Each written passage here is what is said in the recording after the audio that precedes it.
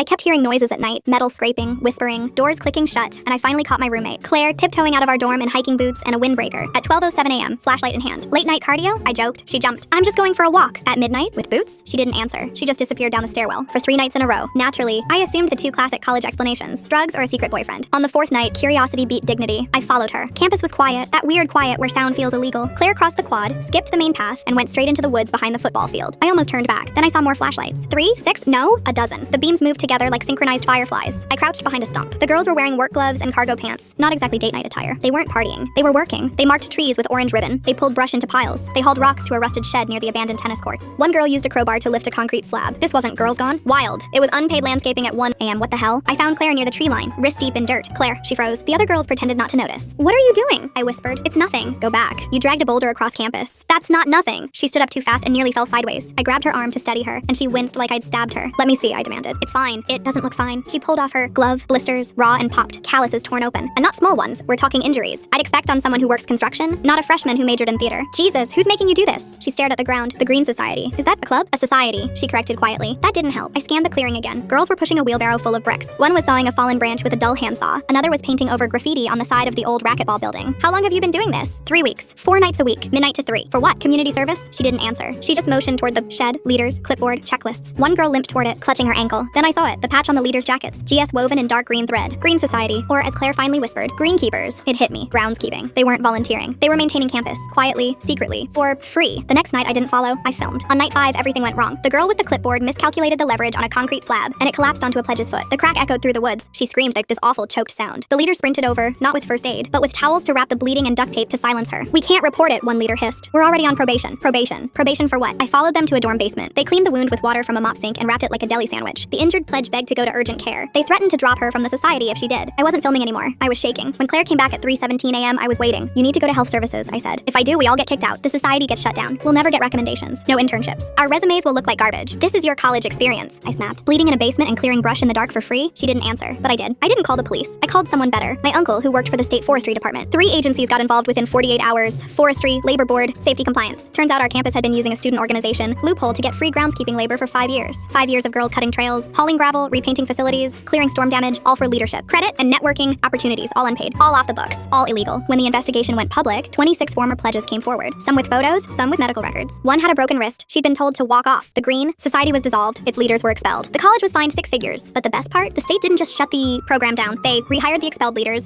as actual paid landscaping employees under union supervision. Claire visited me that night. They're making them weed flower beds outside the admissions building, she said. And getting paid, I reminded her. She cracked the tiniest smile. For the first time, she whispered, it actually feels fair.